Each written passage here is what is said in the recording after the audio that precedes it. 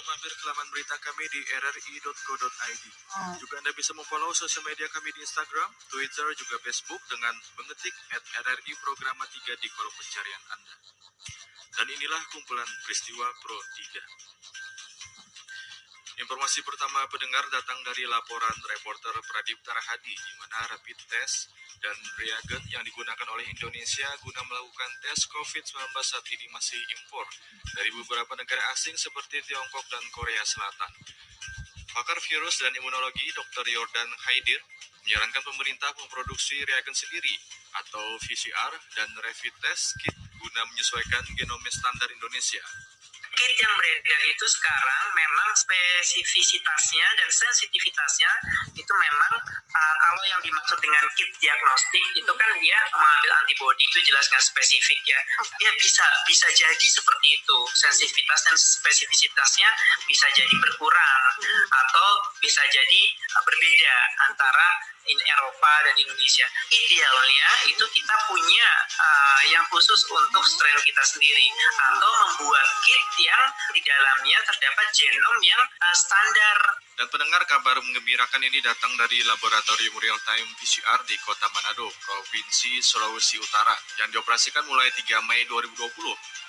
Juru bicara gugus tugas COVID-19 Sulawesi Utara, Dr. Stephen Dendel, mengatakan kapasitas yang tersedia tidak bisa diisi semua, karena juga harus disediakan ruang untuk kontrol positif. Dari 96 swab sampel yang ada, maka hanya 90 swab sampel yang bisa dipakai. Dr. Stephen menyebutkan pemeriksaan ini biasanya rata-rata memerlukan waktu 9-12 jam. Pemeriksaan ini tidak selesai dalam 1-2 jam. Pemeriksaan ini biasanya rata-rata membutuhkan waktu sampai 9-12 jam. Terutama karena ada proses yang begitu rumit yang harus dilakukan oleh tenaga analis. Yang pertama, mereka harus mengekstraksi sampel ini dari cup yang sudah dibawa dari rumah sakit jika diambil di sampel dari klien, dari pasien. Cup ini berisi sampel asupan lapisan dari hidung dan dari tenggorokan dari pasien. Asumsinya adalah kalau pasien positif berarti sampel ini juga mengandung virus yang juga positif sehingga bisa kemudian menulari orang yang memeriksanya. Oleh karenanya proses awal itu betul-betul rumit. Masih terkait dengan informasi COVID-19 pendengar, di mana reporter Karnila Kandi melaporkan bahwa bayi berusia 6 bulan dari Sulawesi Selatan dinyatakan positif COVID-19. Kemudian muncul persoalan mengenai penanganan terhadap bayi tersebut. Rencananya bayi tersebut akan diisolasi di tempat khusus di sebuah hotel di Kota Makassar, namun ditolak. Sementara orang tua bayi, RD, enggan anaknya dirawat di rumah sakit karena khawatir tertular dari pasien lain. Kata petugas puskesmasnya kan kita dari gejala, alhamdulillah, jadi daya tahan tubuh tadi dijaga. Saya nggak bisa sama anakku karena itu mau kesini karena nanti bilang petugas puskesmas bisa sama anak.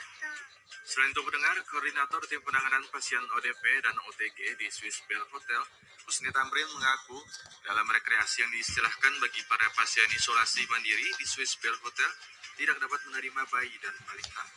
Intinya di sini isolasi mandiri. Namanya isolasi mandiri tentu orang yang mampu mandiri. Iya, makanya kita tidak menerima balita dengan lansia. Yang namanya kelompok rentan adalah balita. Rentannya, apalagi kalau sudah positif. Nah, kalau dia diari, tapi kalau di rumah sakit kan ada pelayanan kesehatan, ya kan? Ada oksigennya, ada ventilatornya. Nah, terus kedua kan menyangkut memang, ya itulah kita harus paham bahwa di sini adalah orang-orang yang menyangkut ODP, OTG, yang sifatnya bisa menular orang di luar, tapi secara sosial dia tidak mampu di rumah isolasi mandiri. Dan di lain pihak, Kepala Puskesmas Vokaling yang menggunakan ambulan yang membawa bayi dan ibunya tersebut mengaku sengaja datang ke Hotel Swiss Bell sesuai anjuran pemerintah untuk isolasi mandiri bagi pasien yang dinyatakan positif tanpa gejala. Informasi selanjutnya mendengar di mana reporter Niar Abdul dalam peliputannya melaporkan bahwa dalam untuk menekan meningkatnya kasus COVID-19 di Indonesia, pemerintah terus melakukan pengembangan dan penelitian. Seperti yang diketahui, jumlah angka kasus positif COVID-19 di Indonesia pada 3 Mei 2020 mencapai 11.192 kasus dengan tambahan 349 kasus baru. Jumlah ini diikuti dengan penambahan kasus sembuh sebanyak 211 orang, menjadi 1.876 kasus sembuh. Sementara itu, kasus kematian bertambah 14 kasus baru, sehingga angka kematian akibat COVID-19 secara kumulatif berjumlah 845 kasus. Juru bicara pemerintah terkait penanganan COVID-19, Ahmad Yuryanto mengatakan, seiring perkembangan waktu, orang dengan COVID-19 saat ini telah mengalami perubahan dalam penampakan gejalanya.